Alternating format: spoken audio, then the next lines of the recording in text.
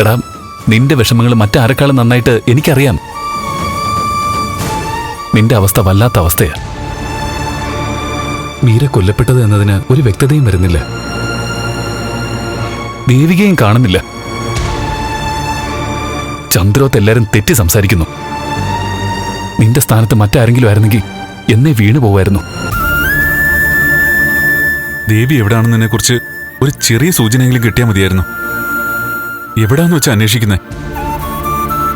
എങ്ങോട്ടെങ്കിലും ഇറങ്ങി പോവാനാ തോന്നുന്നേ. നന്ദ, നീ നോക്കിക്കോ. ഒരു അത്ഭുതം പോലെ ദേവിക തിരിച്ചു വരും. ഇന്നവള് മാറി നിൽക്കുന്നത് നിനക്കും കുടുംബത്തിനും കുഴപ്പം വരാതിരിക്കാൻ വേണ്ടിയായിരിക്കും. അവൾ സ്വയം മാറി നിൽക്കുന്നായിരുന്നെങ്കിൽ തീർച്ചയായും എപ്പോഴെങ്കിലും എന്നെ ഒന്ന് വിളിക്കുമായിരുന്നു. അതൊരു തട്ടിക്കൊണ്ടു പോകൽ തന്നെയായിരിക്കുന്ന എന്റെ മനസ്സ് പറയുന്നത്. ദേവിയുടെ അച്ഛനെ തട്ടിക്കൊണ്ടുപോയതിന് പിന്നിലെ ആളുകൾ തന്നെയായിരിക്കും ദേവി മാറ്റി നിർത്തിയിരിക്കുന്നത്. പക്ഷെ ഭർത്താവായി എനിക്കൊന്നും ചെയ്യാൻ പറ്റുന്നില്ല. ഒരു കൊലപാതകം നടത്തിയിട്ട് ഒളിവിൽ പോയ പ്രതിയായിട്ടാ പോലീസ് രേഖകളിൽ. അപ്പൊ പിന്നെ കാണാനില്ലെന്ന് പരാതി കൊടുത്തിട്ട് കാര്യമില്ല. അന്വേഷിക്കാനാണെങ്കിൽ ഒരു സൂചന പോലും ഇല്ല. എടാ, നീ വിഷമിക്കാതെ ഞാൻ പിന്നെ എന്ത് ചെയ്യും? ദേവിയുടെ സ്ഥാനത്ത് ഗൗരിയാണെങ്കിൽ നീ വിഷമിക്കില്ലേ?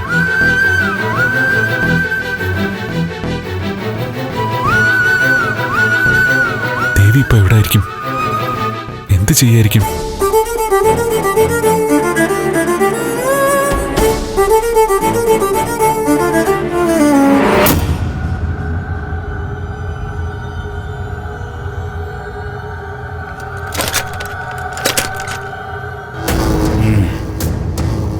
അവളെന്തേ?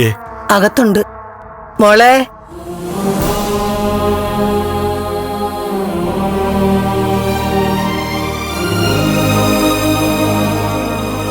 വാർത്തയൊക്കെ കണ്ടല്ലോ അല്ലേ?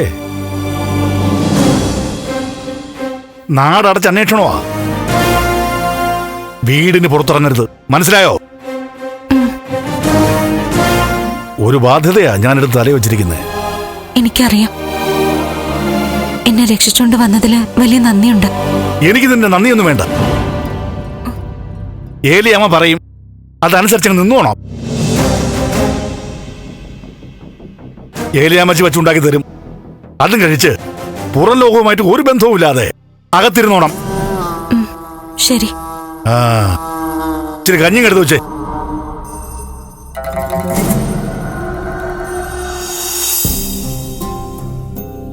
എസ്തപ്പാന്റെ പ്രകൃതം കണ്ട് നീ പേടിക്കൊന്നും വേണ്ട. അവൻ ഇങ്ങനെ പെരുമാറാനേ അറിയത്തുള്ളൂ. ഇപ്പം നിന്നോട് പറഞ്ഞതാ അവന്റെ സ്നേഹത്തിന്റെ ഭാവം. കഞ്ഞി എടുത്ത് തരുന്നുണ്ടോ? അതാ വരുന്നു.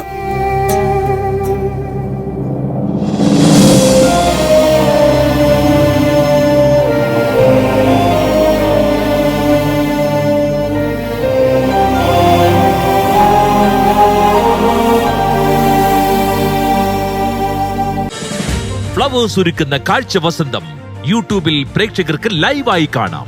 ഫ്ലവേഴ്സ് കോമഡിയിൽ ജോയിൻ ചെയ്യൂ, ആസ്വദിക്കൂ.